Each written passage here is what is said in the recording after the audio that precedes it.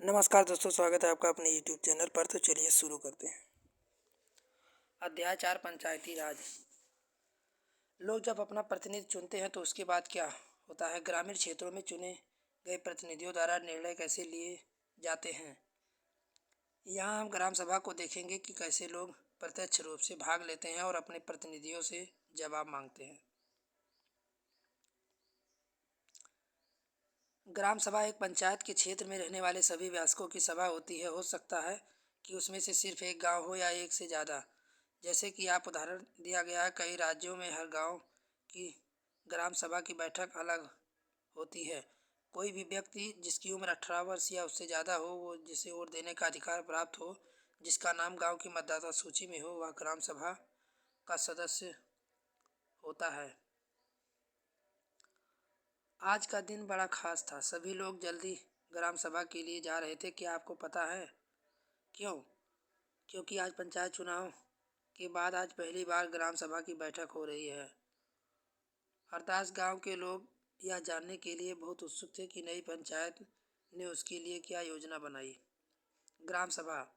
ग्राम सभा की बैठक की शुरुआत नए सरपंच और पंच ने सड़क की मरम्मत पर होने वाले खर्च का ब्यौरा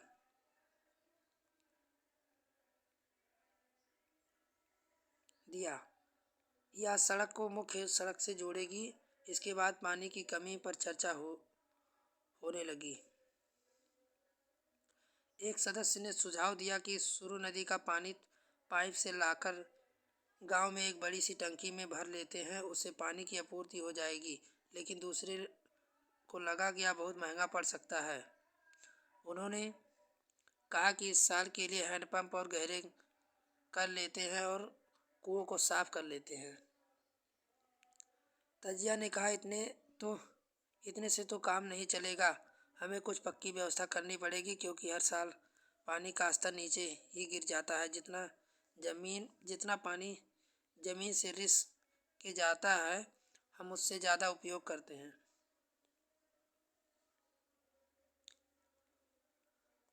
ग्राम सभा के एक दूसरे अनवर ने सबको बताया कि उसने महाराष्ट्र के एक गांव में पानी संरक्षण के तरीके देखे हैं।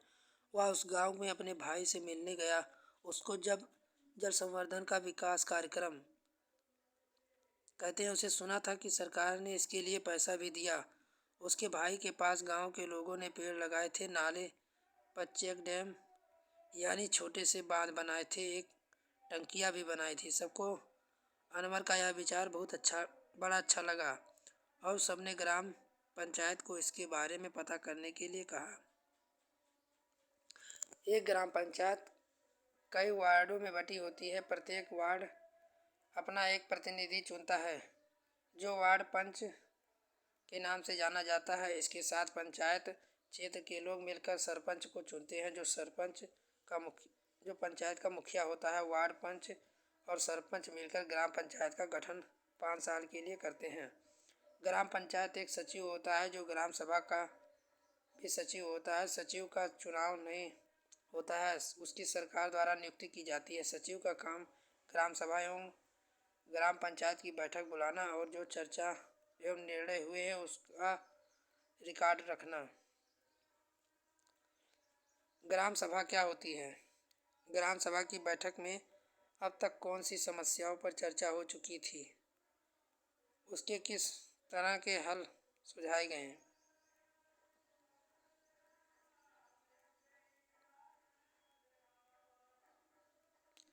ग्राम पंचायत पूरे गांव के हित में निष्पक्ष रूप से काम कर सके, इसमें एक ग्राम सभा की महत्वपूर्ण भूमिका है। ग्राम सभा की बैठक में ग्राम पंचायत अपनी योजनाएं लोगों के सामने रखती हैं। ग्राम सभा पंचायत को अपने मनमाने ढंग से काम करने से रोक सकती हैं।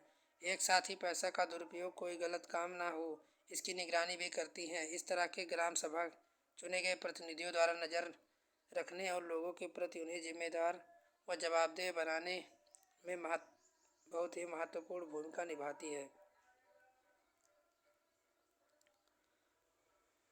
सरोज ने खुशी से बधाई कहा, बिरजू का नाम इस सूची में कैसे आ गया? इसके पास तो इतनी ज़मीन है इसके पास तो इतनी ज़मीन है, इस सूची में तो सिर्फ गरीब लोग होनी चाहिए। ओम प्रकाश एक मजदूर है, उसके पास बिल्कुल ज़मीन नहीं है, वह मुश्किल से अपना गुजारा करता है, उसका नाम इस सूची में नहीं है।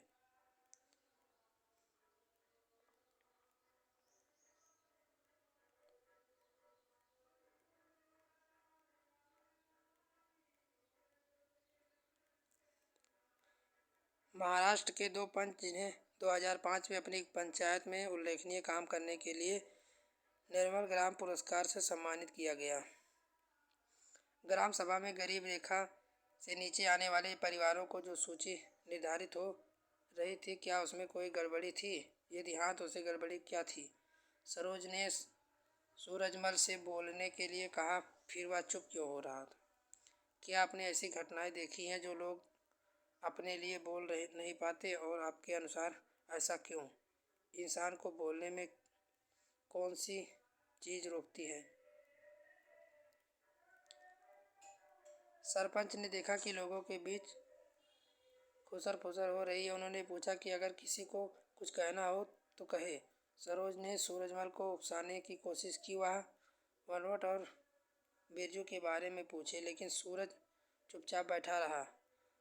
अमीर चंद ग्राम सभा में बैठा सब पर निगाह रखते हुए सरोज ने उठकर कहा कि ओम प्रकाश का नाम सूची में होना चाहिए। दूसरे लोग ने मना किया कि ओम प्रकाश बहुत गरीब है। सरपंच ने पूछा कि उसका नाम सूची में क्यों नहीं था। जिस व्यक्ति ने गरीबी रेखा के नीचे अपने परिवारों का सर्वेक्षण किया, उसने बताया, मैं ओम प्रकाश के घर के कई बार गया, पर हर बार वहाँ ताला लगा हुआ था। शायद वह कहीं काम से गया हो, ढूंढने के लिए गया हो। सरपंच ने कहा कि ओम प्रकाश की पारिवारिक आय देखी जाए कि, और अगर वह सरकार द्वारा तय की गई राशि से कम है तो उसका नाम भी सूची में शामिल किया जाएगा। ग्राम पंचायत। ग्राम पंचायत की नियमित रूप से बैठक होती है। उसका मुख्य काम उसके क्षेत्र में आने वाले गाँव में विकास कार्यक्रम लागू करवाना है। जैसा कि आपने देखा, ग्राम सभा ही पंचायत के काम को स्वीकृति देती है, तभी पंचायत अपना काम कर पाती है। ग्राम पंचायत के काम: सड़कों, नालियों, स्कूल भवनों, पानी स्रोतों, अन्य सार्वजनिक उपयोग के भवनों का निर्माण, रख रखाव, स्थानीय कर लगाना और इकट्ठा करना, गांव के लोगों को रोजगार देने संबंधी सरकारी योजनाएं लागू करना। ग्राम पंचायत की आमदनी के स्रोत: घरों एवं बाजारों पर लगाए जाने वाले कर से मिलने वाली राशि, विभिन्न सरकारी विभागों द्वारा चलाई गई योजनाओं की राशि, जनपद एवं जिला पंचायत द्वारा आती है। समुदाय के काम के लिए मिलने वाले दान। हरमदास ग्राम पंचायत में क्या निर्णय लिया गया? क्या आपको लगता है कि निर्णय लेने की जरूरत क्यों है? ऊपर दिए गए विवरण में से एक प्रश्न बताइए जो अगली ग्राम सभा की बैठक में लोग पंचायत से पूछ सकते हैं। कुछ राज्यों में ग्राम सभाएं काम करने के लिए समितियां बनाती है। उदाहरण के लिए निर्माण समिति। मान लीजिए गांव में एक सामुदायिक केंद्र का भवन बनाना है। यह काम निर्णय समिति करेगी। इस समिति के में कुछ सदस्य ग्राम सभा के होते हैं और कुछ पंचायत के। दोनों मिलकर गांव के विकास के लिए काम करते हैं। चलिए देखते हैं हरजीत ग्राम पंचायत ने क्या क्या काम किया।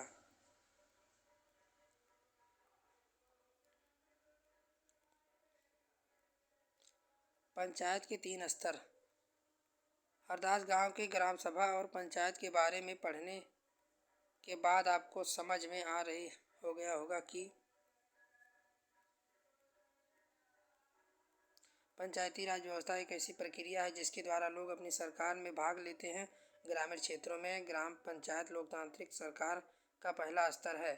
ग्राम पंचायत ग्राम सभा के प्रति जवाबदेह होती है, क्योंकि ग्राम सभा के लोग ही उनको चुनते हैं।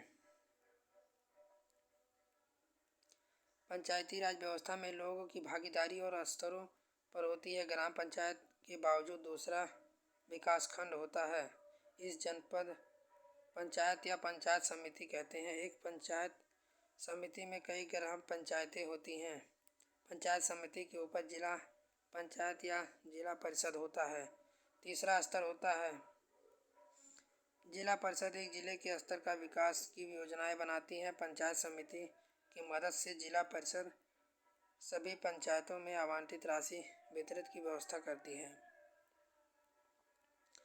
संविधान में दिए गए निर्देश के आधार पर पेड़ हर राज्य में पंचायत से जुड़े कानून बनाए हैं।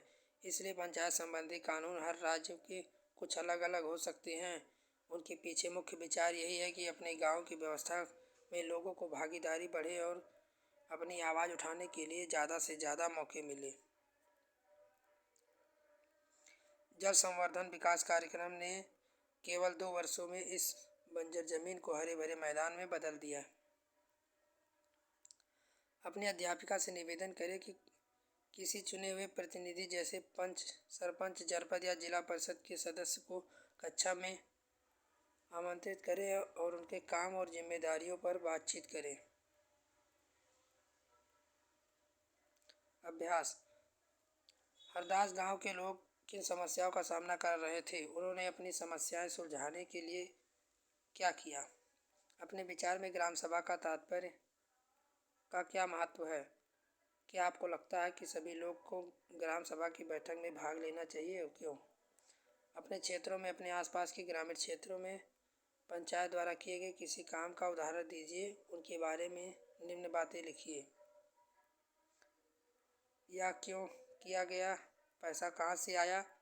काम पूरा हुआ या नहीं? ग्राम सभा और ग्राम पंचायत के बीच में क्या फ़र्क है? नीचे दी गई खबर उसे पढ़िए, फिर प्रश्नों का उत्तर दीजिए।